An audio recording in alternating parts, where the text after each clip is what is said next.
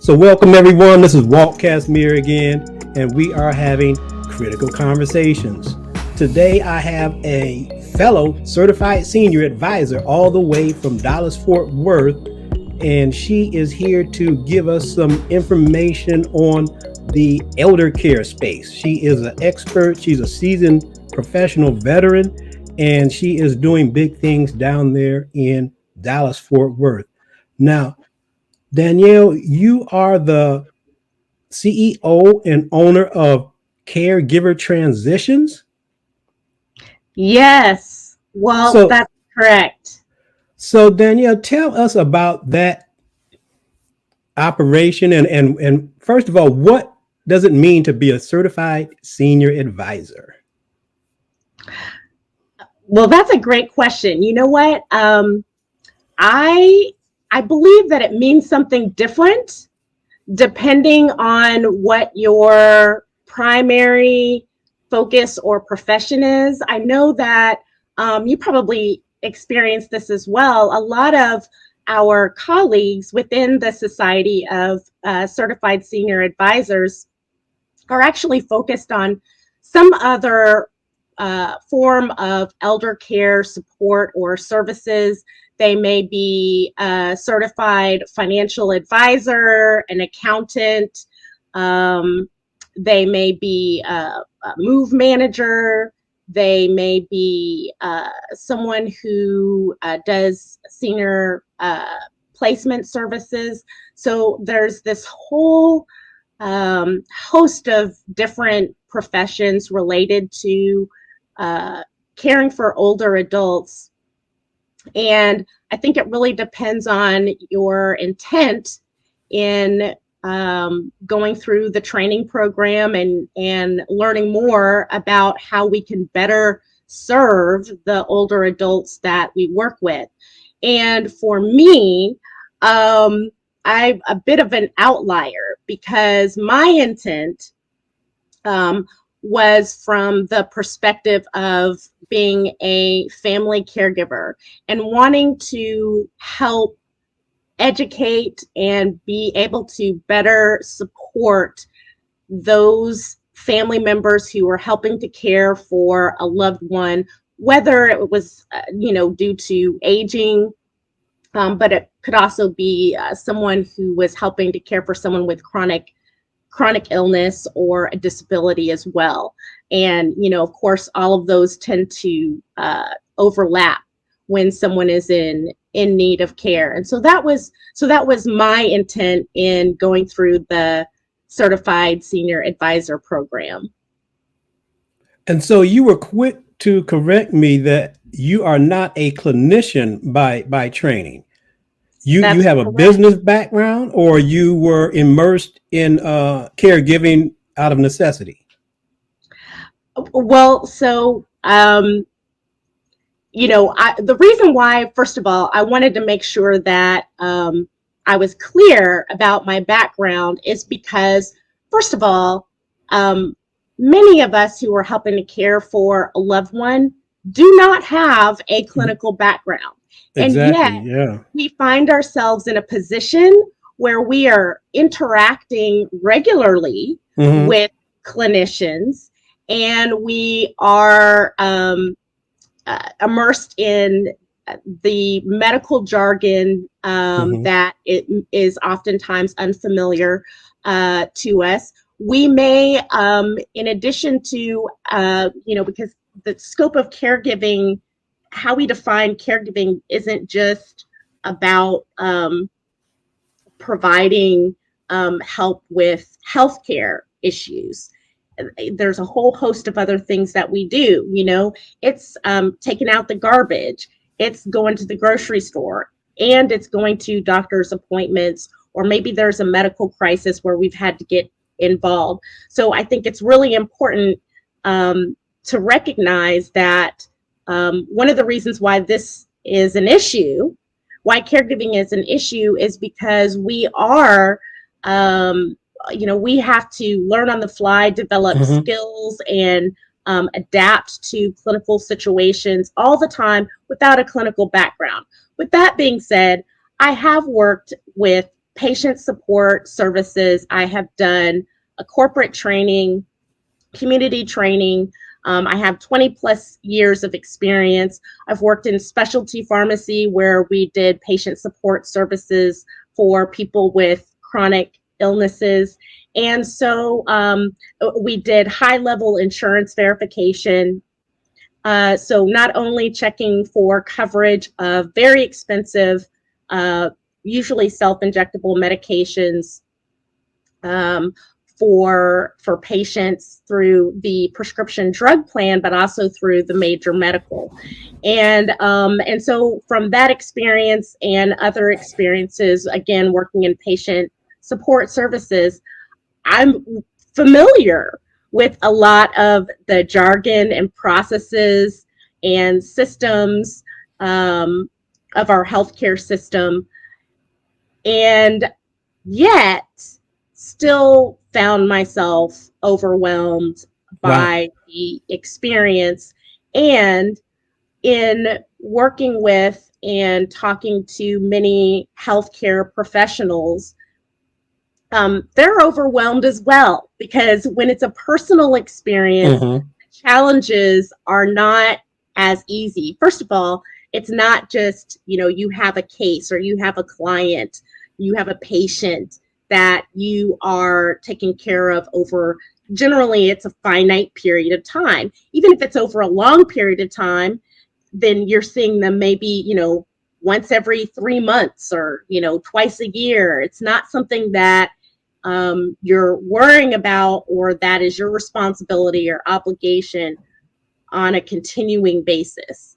And so I think that that's a really important distinction to make, is that we as family caregivers are expected to provide the kind of care that we don't have the training for. And so it's a huge challenge.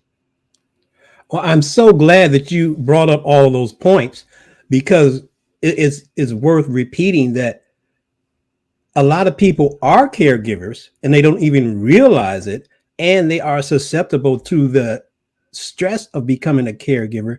And as you mentioned, even if they have a particular area of expertise or clinical background, having the full burden of all the care, it is much more than most people ever knew that it would be. And so I commend you for having a service geared toward providing support for the caregivers. That's one of the very important aspects under the umbrella of elder care. There are a lot of things, a lot of particular perspectives, and the majority of people don't know much about this, or they haven't thought about it. It's kind of like the analogy I was giving you of the train is on the tracks and you can hear the whistle blowing, you can see it in the distance, but most people aren't paying it any attention until they get that call, Thursday evening from the hospital. Hey, your mother's about to be discharged. Yes. Sorry to interrupt your busy, hectic life, but now you're totally responsible for all of her care. Whether you're providing the care yourself or coordinating the care, it is an overwhelming experience for most people. So that is one of the primary focuses of associations like the Society of Certified Senior Advisors, which both of us belong to. And as you mentioned, you had experience in healthcare and pharmacy and various aspects. Now, did you actually have to care for a loved one and experience this personally, or you just observed other family members that you were taking care of? So I did have a personal experience, and that was actually the catalyst for why I got interested in the Certified Senior Advisor program, because I was looking for a way to how do I help other people like me? So my experience was caring for my father-in-law who had Parkinson's disease over a period of 12 years. And for the majority of that period of time, I had no idea that what I was doing was something, because I cared about him, right? So of course Yeah. I'm gonna go. Of course I'm gonna go get his groceries. Of course I'm gonna go take him to the doctor's. Of course I'm gonna take him through the Chick-fil-A drive-through. You know, And you um, say, of course, but I've seen many families where um, it may be one person taking on that full burden, and the rest of the family just assume that these things are being taken care of, or haven't even given it any thought. But yeah, and you you know can. what? That is not uncommon. Mm-hmm, Um, and so I think that so first of all, I think it's important to, so even if you are in a situation like that, um, where other family members aren't aware of the toll that that is taking, I think that it's important to approach that with a mindset of forgiveness, and because we ourselves aren't often aware. So if we're not aware, and we're not in a place where we have the support or even the language to communicate what's happening, then it's very difficult for others, our immediate family members, who may want to be mm-hmm, supportive, but they aren't aware because it's this ambiguous thing. mm-hmm, And it's also it's a built-in expectation within our families, oftentimes, that this mm-hmm. is what we do. Of course, we're Right. taking care of our family members. But the difference is, particularly now, the difference is the impact on our lives. Most households, if you have, you're in a household, then you can't just have one person with an income. Oftentimes it requires two incomes, so you have whoever is the primary caregiver. That person is oftentimes also trying to work outside the home, as I was. There may be kids. I was also, had two kids I'm raising. So then there's the physical, the actual physical impact, the emotional impact, and the financial impact, because there's a financial impact to caring Mm-hmm. for caring for a loved one, when you have to adjust work hours, or you're working later, or you're working on weekends, um, what have you. The impact is much greater. So there's fewer caregivers per person who is in need of care. And because of all of the technology within our healthcare systems, medical medicines, and all of these things, we're living longer. So if you're caring for someone, it's not you're caring for that person over a longer period of time.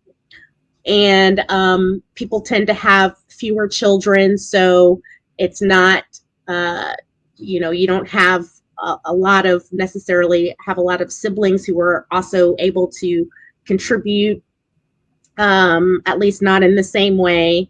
We're more spread out, so oftentimes we're trying to provide care over a long distance, Mm-hmm. and there are different stressors involved with that.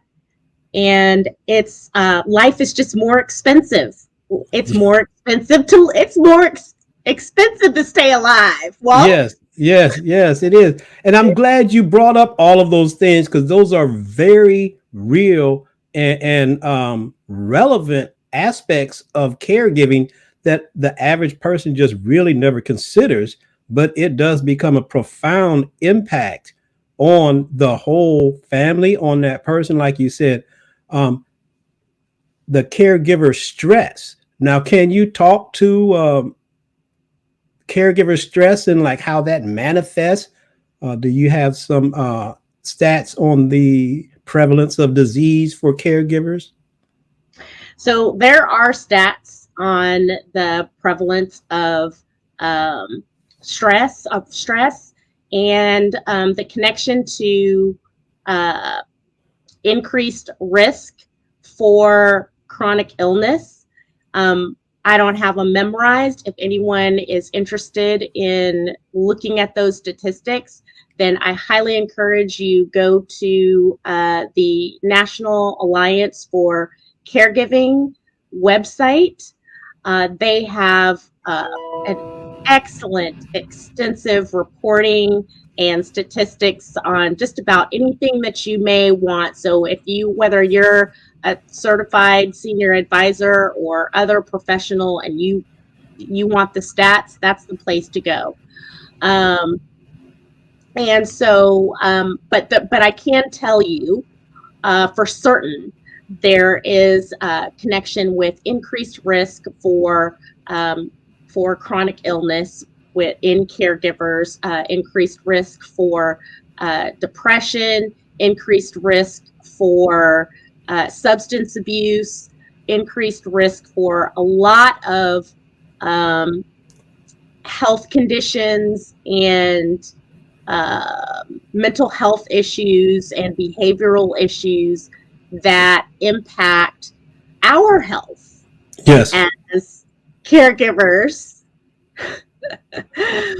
That's pretty good for a non-clinical person. You pretty much hit them all.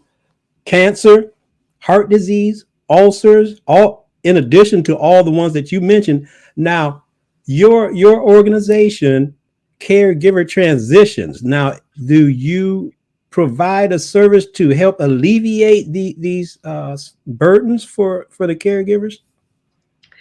So, what Caregiver Transitions does as an organization is provide community training, education, resources, and support. So it's been a learning process, just like caregiving itself. And because, as you mentioned, this is not the type of community service or organization that is very prevalent.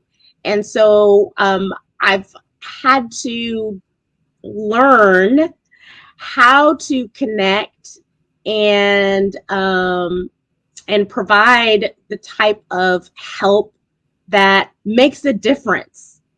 Okay, so the point is that if it doesn't make a difference in the lives of the people that I'm serving, then there's no point.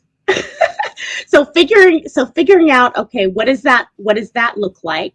And Yeah. for me, for Caregiver Transitions, what works is group community education and training, and in being able to connect with people, whether it's been in person or virtually, has been an amazing experience as a former caregiver, because and I will just encourage to say, encourage anyone who is has been a caregiver, and you are going through a grieving process, particularly right now when everything is turned upside down when it comes to our support and the rituals that we have for grieving. Everything is unfamiliar. Many of us weren't able to say goodbye the way that Yeah. we needed to say goodbye. And so the pain of that and the suffering of that and the grieving process is being prolonged or suppressed in many cases. And one healing way to move through the grieving process in ways that, and it's not something, I can't tell you what it is going to look like, because it'll be different for everybody. You'll find it I can tell you that you can find it by helping other people. And you'll know it when you feel it. So that's one of the ways that I work with caregivers is through community training, helping people to navigate the system and to talk about the emotions, the difficulties of caring for someone who is relying on you for their quality of life in many cases, and having to deal with the impact on your own life and feeling guilty about that, feeling uncertain about, can I do this? I mean, oftentimes we are tasked with essentially doing medical care, performing medical tasks Mm-hmm. in a home care setting with no training. Yeah. And so there's a lot of, if did we do it right? Mm-hmm. All of that. So helping people through all of that. And then also as part of that, one of the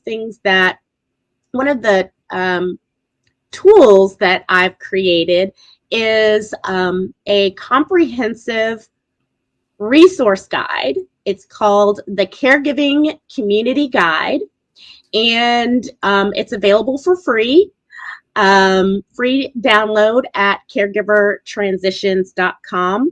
And I curated, each one is 150 plus pages of resources for caregivers specific to caregiving.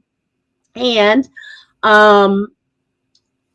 they've been customized for 12 different, as of now, for 12 different North Central Texas counties, as well as a national version, which is available for free download. And so that's something that I'm continuing to develop because, one of the other challenges is that, oftentimes resources, and whatever's going on, whatever type of help is available in the community is constantly changing. Mm-hmm. And so it's an ongoing project that, I do my very best as a one-woman operation to keep updated.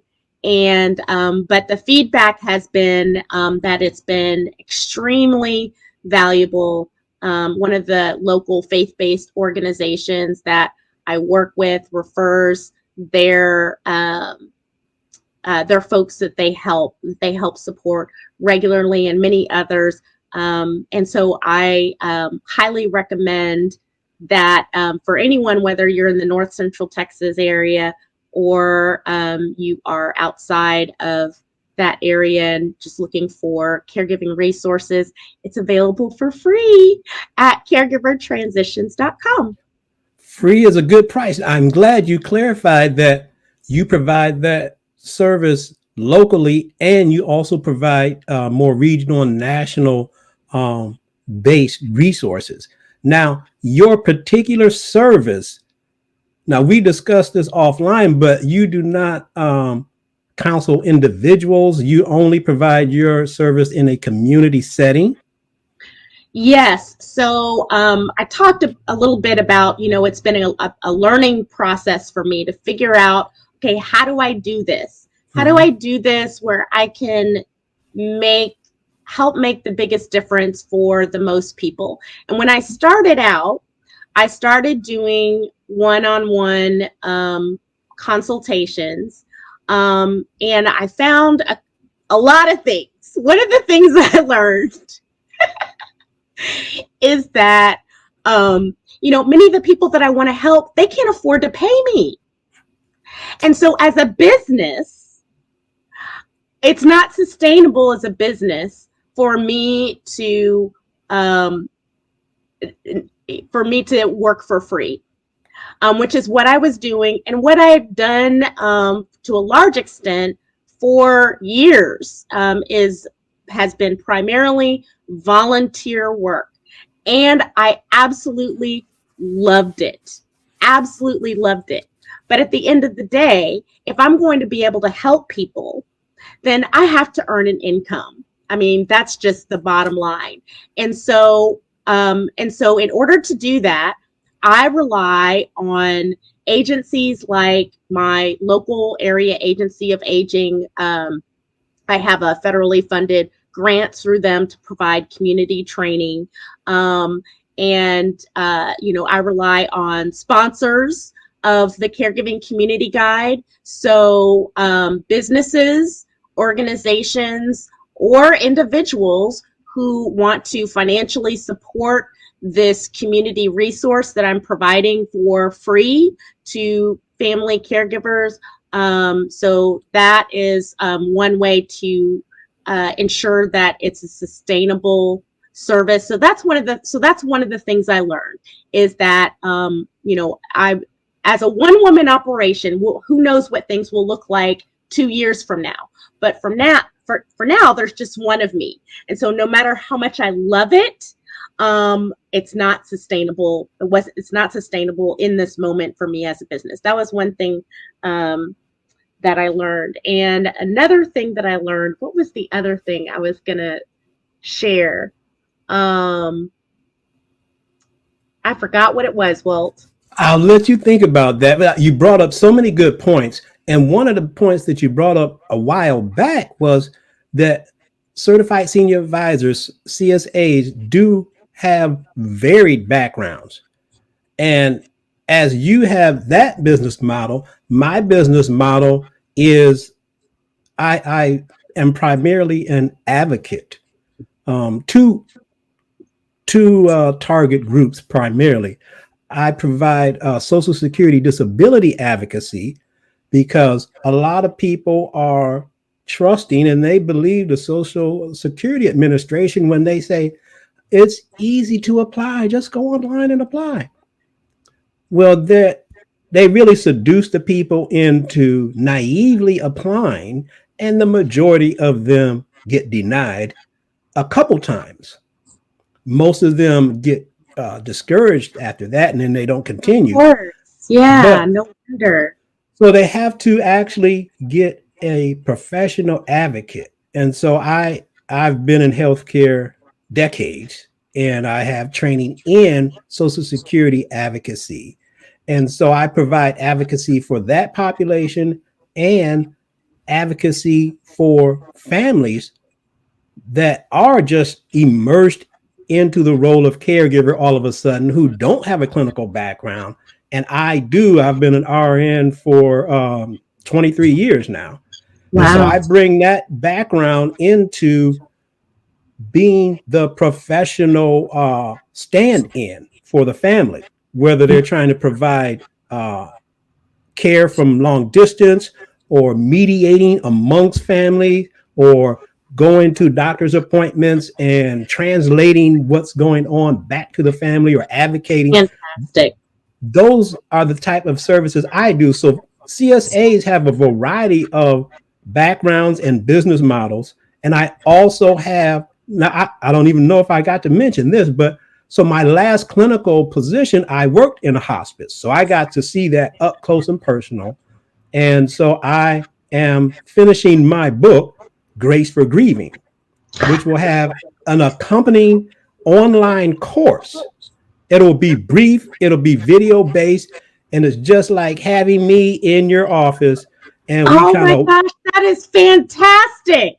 we walk through those things that you mentioned about the emotions of it, about Yeah. anticipatory grief, about normalizing all that emotional roller coasters of grief, Yes. about helping them develop the communication skills to become the leader of a probably reluctant group of family members. So there, as you so eloquently articulated, there are a host of different dynamics to deal with.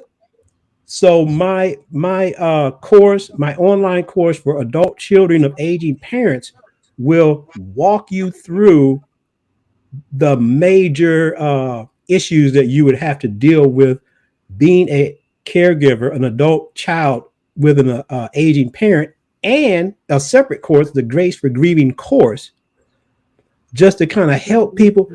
There's nothing I can say that just make the pain go away, but I can help people understand the process, and I can help them, like I said, normalize the wide variety of emotions that they are going to experience, and help them know that, hey, anger is okay. A lot of people have experienced that. Frustration, guilt. Um, there's one called is illegitimate grieving. For instance, here's one you may not have thought about, but you've probably seen it, where we don't just have, mom and dad and 2.3 kids anymore. We have all types of blended families.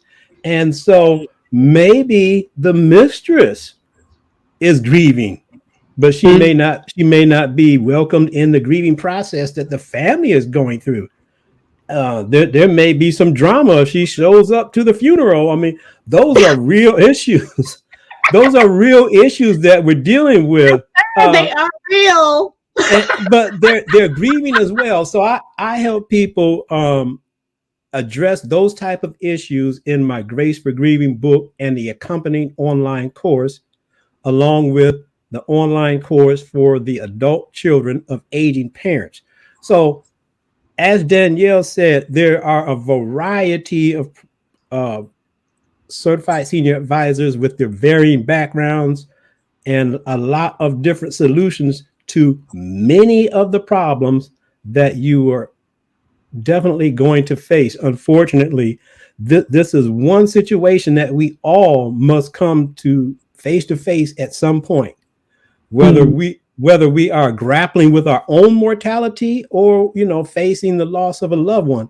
And grief, as I think you were alluding to, it can be more than just loss of a loved one. It could be loss of a job. Yeah.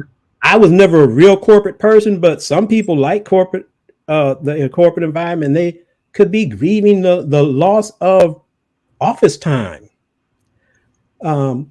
normalcy.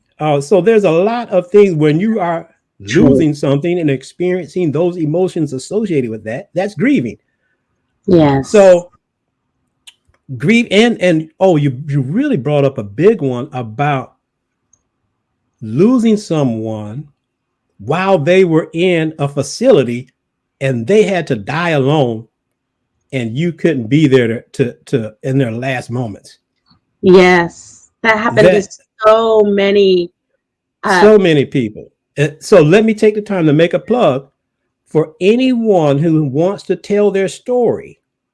I have a podcast called Grace for Grieving, and I will be honored to have you tell your story, tell the journey that you have experienced, and I'm pretty certain it will be cathartic for you, and it will help countless of other people that hear your story. So that's an open invitation to the public.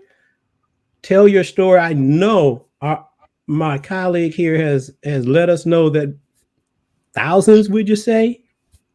At least thousands of families have experienced the loss of a loved one in a facility where they couldn't be with them. So we're dealing with a host of issues, and thank goodness we do have a variety of professionals that are really honestly care about making an impact. And we do have to make a living. So support Dannelle. If you want to sponsor her. If you want to enroll in one of my online courses or my books, I look forward to it. I won't get rich from your one course or your one book, but you will certainly benefit from it. And I will enjoy being able to buy a cup of coffee from that. Yeah. But we're here.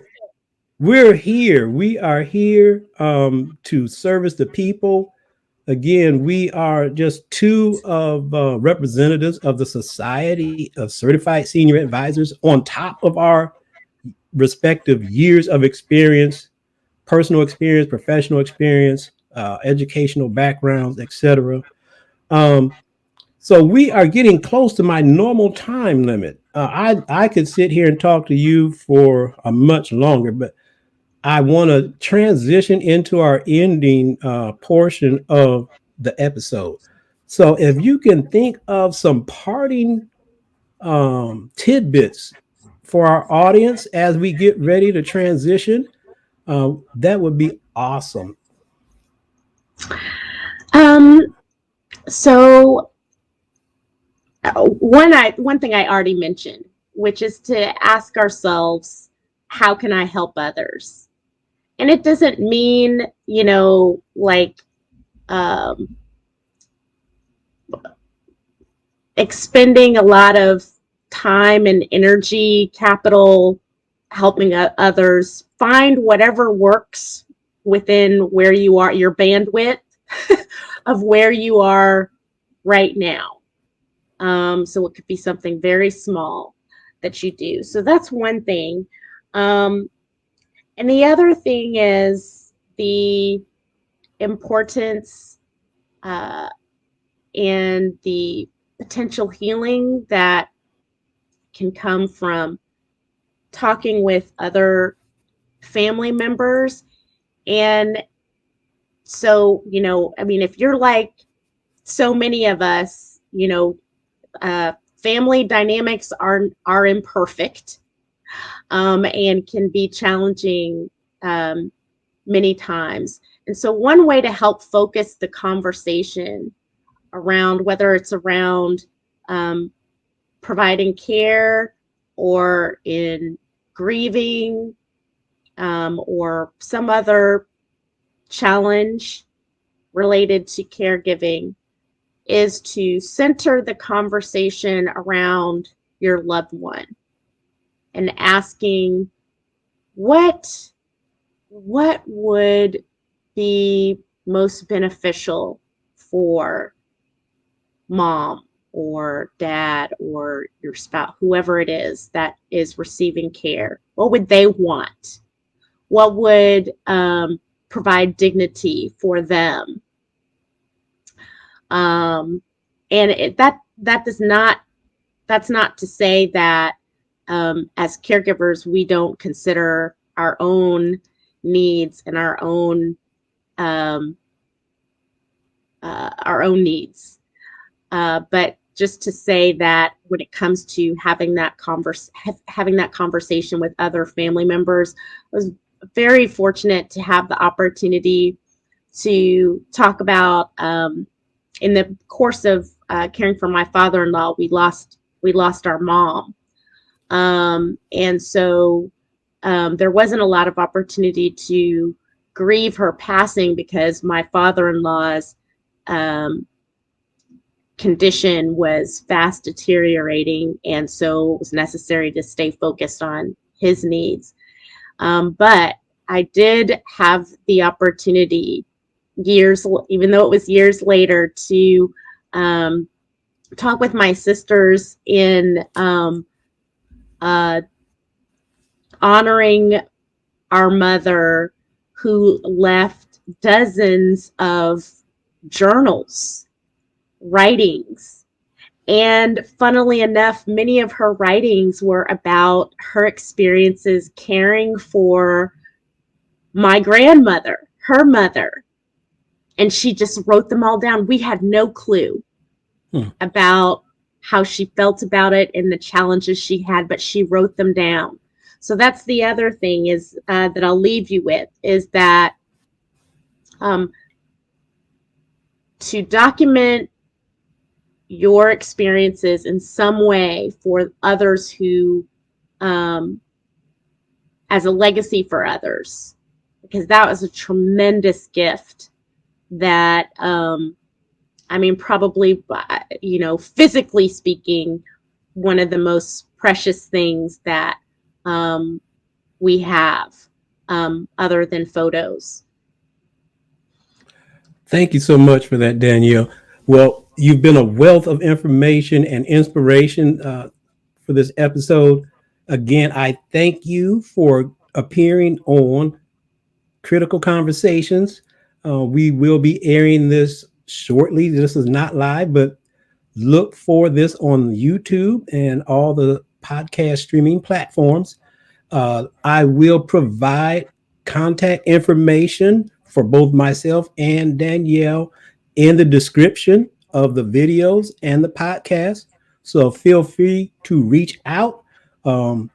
Definitely, Dannelle has a wealth of information and resources that are available. So, people, here we have it. I only bring you the best and the brightest, and Dannelle LeBlanc did not disappoint. So, until we meet again, if you want Thank you to so much walk with for having me. you are so welcome, and I look forward to you coming back, and so we can go down some of the rabbit holes of some of those many topics that you brought. Absolutely, I would love it. All right, my new friend, I had a ball with you. I'm looking forward to our next episodes. Audience, log on every week to look for new content. And remember, if you want to be wise, you have to walk with the wise. Be blessed and be healed.